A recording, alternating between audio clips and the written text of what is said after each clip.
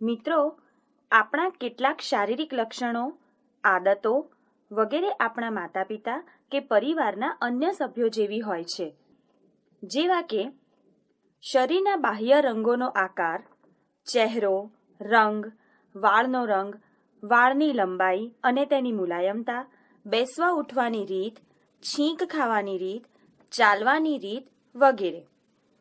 આપણી આંખોનો રંગ, ગાલમાં પડતા ખંજન, શરીરની ઊંચાઈ, પહોળું કે તીક્ષ્ણ નાક, અવાજ વગેરે લક્ષણો માતા કે પિતા તરફથી મળતા હોય છે, જે આપણા માતા-પિતા કે અન્ય સગા સંબંધી જેવા જ હોય છે.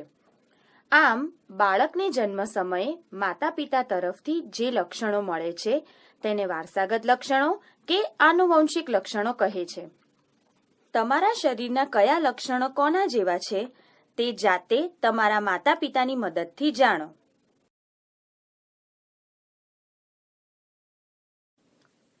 આપણે જાણીએ છીએ કે કુટુંબમાં બધા સભ્યો જુદા જુદા સંબંધથી એકબીજા સાથે જોડાયેલા હોય છે, જેમ કે માતા પુત્ર, પિતા પુત્રી, દાદા પૌત્રી, દાદી પૌત્રી, માસી ભાણેજ, કાકા ભત્રીજો, ભાઈ બહેન, નણંદ ભાભી વગેરે.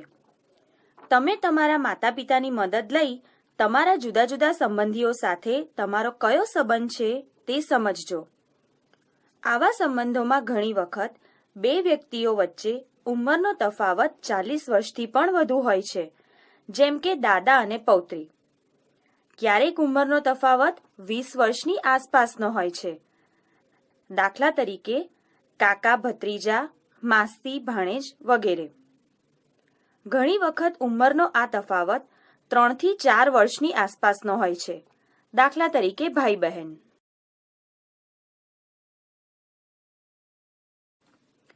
મીના અને મમતા જોડિયા બહેનો છે. બંનેના ચહેરા સરખા હોવાને કારણે તેમના સગા પણ તેમને જોઈને ગૂંચવાઈ જતા હોય છે. આવા બાળકો ઘણી વખત પોતે તોફાન કરે અને નામ પોતાના જોડિયા ભાઈ કે બહેનનું લેતા હોય છે. જો કે સમયની સાથે આવા જોડિયા ભાઈ કે બહેનને ઓળખવું સરળ બનતું હોય છે. આ ઉપરાંત તેમની ટેવો પરથી પણ તેઓને અલગ તારવી શકાય છે. જેમ કે મીનાને તેના કાકા કાકીએ દત્તક લીધી છે. તે પૂના રહે છે. તેના કાકીના ઘરે બધા સંગીતના ખૂબ જ શોખીન છે. તેમના ઘરમાં સવારની શરૂઆત સંગીત સાથે થતી. મીના તમિલ અને મરાઠી બંને ભાષા જાણતી હતી, કારણ કે ઘરે બધા તમિલ બોલતા અને શાળામાં મોટા ભાગના બાળકો મરાઠી બોલતા. જ્યારે મમતા તેના પિતા સાથે ચેન્નાઈમાં રહે છે. તેના પિતા કરાટે કોચ છે. મમતા 3 વર્ષની હતી ત્યારથી તેણે બીજા બાળકો સાથે કરાટે શીખવાનું ચાલુ કરી દીધું હતું. રજાના દિવસે સવારમાં બંને પિતા અને પુત્રી કરાટેની પ્રેક્ટિસ કરતા. મીના અને મમતા એક જેવા દેખાય છે, પરંતુ તેઓ સંગીત અને રમતની બાબતમાં એકદમ અલગ છે. આમ આપણને જન્મ સમયે અમુક લક્ષણો આપણા માતા પિતા તરફથી મળે છે અને અમુક વસ્તુઓ જેવી કે ભાષા, સંગીત, વાંચન, ગૂંથણ કે રમત વગેરે આપણી આસપાસની પરિસ્થિતિઓમાંથી મળે છે. જેમ કે મીના સંગીત જાણતી હતી અને તમિલ તથા મરાઠી એમ 2 ભાષા બોલતી હતી, જ્યારે મમતા કરાટે જાણતી હતી અને માત્ર તમિલ ભાષા બોલતા શીખી. આમ આપણામાં જન્મથી મળેલા લક્ષણો ઉપરાંત આપણી આસપાસની પરિસ્થિતિઓને લીધે આપણામાં અમુક ટેવો કે લક્ષણો જોવા મળે છે. ઘણી વખત કોઈ વ્યક્તિ આપણને નવાઈ પમાડે તેવી ક્રિયાઓ કરી શકતી હોય છે, જેમ કે દાંતને સ્પર્શ કર્યા વગર જીભને મોંમાં અંદરની તરફ વાળવી, બાજુઓ તરફથી જીભ ઊંચી કરીને વાળવી, અંગૂઠાને કાંડા સાથે અડાડવું, કાનને અડક્યા વગર હલાવવા વગેરે.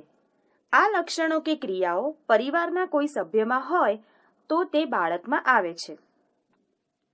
જેમ માતા પિતા તરફથી બાળકને ચોક્કસ લક્ષણો મળે છે, તે જ રીતે ક્યારેક માતા પિતા તરફથી બાળકને જે તે રોગ પણ વારસામાં મળે છે. દાખલા તરીકે ડાયાબિટીસ. જો કે જરૂરી નથી કે જેના માતા કે પિતાને ડાયાબિટીસ હોય તેના બાળકને પણ ડાયાબિટીસ હોય જ.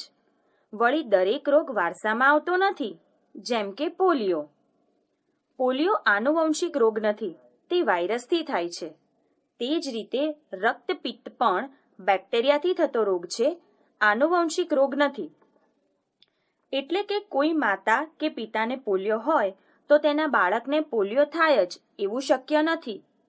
કેટલાક આંખના રોગો, સોરાયસિસ જેવા ચર્મરોગ, હોમોફોલિયા, ડાયાબિટીસ, આલ્ફા બીટા થેલેસેમિયા, વાઈ, અલ્પબુદ્ધિ, મંદબુદ્ધિ, બહેરાપણું, બોબડાપણું વગેરે જેવા રોગ આનુવંશિક છે, જે પરિવારના સભ્યો દ્વારા બાળકને વારસામાં મળે છે.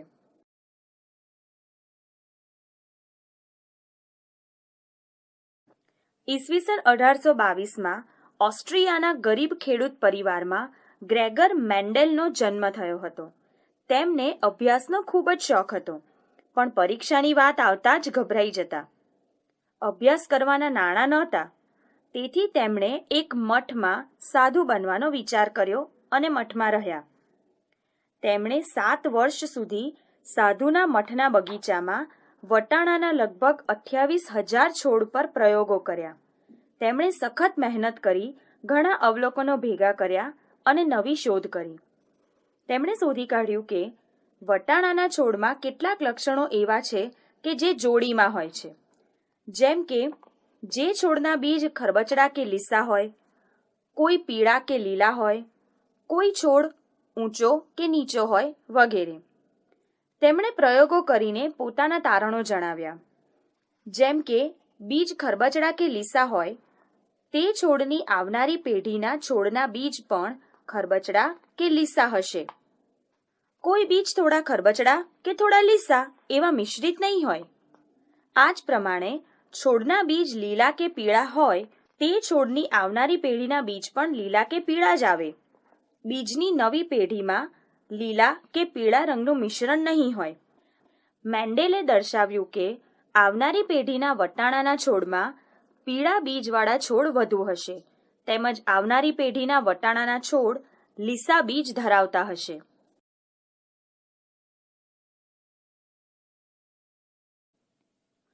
આપણી આસપાસ કેટલાક લોકો એવા જોવા મળે છે જે ઊંચા અવાજે વાતો કરતા હોય છે.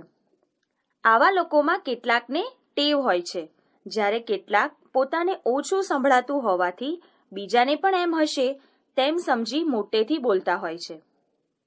આપણે આપણા વડીલો સામે ધીમા અવાજે વાત કરીએ છીએ, કારણ કે આપણે તેમને માન આપીએ છીએ. પણ જ્યારે આ વડીલોને કાનમાં બહેરાશ હોય ત્યારે આપણે મોટા અવાજે તેમની સાથે બોલીએ છીએ, જેથી તેમને સ્પષ્ટ સંભળાય. આથી જ કેટલાક લોકો કાનમાં સાંભળવાનું યંત્ર પહેરે છે. જેમની આંખો નબળી થઈ ગઈ હોય તેઓ મદદ માટે લાકડી કે ચશ્માનો ઉપયોગ કરે છે. બહેરાપણું, આંખોની જોવાની શક્તિ નબળી હોવી જેવી બીમારી જન્મથી પણ હોઈ શકે છે કે પરિસ્થિતિજન્ય કે ઉંમરને કારણે પણ હોય છે. આમ થોડા લક્ષણો કે ટેવો આપણને પરિવાર તરફથી મળે છે. થોડી વસ્તુઓ અને આવડત આપણે આસપાસની પરિસ્થિતિઓમાંથી શીખીએ છીએ.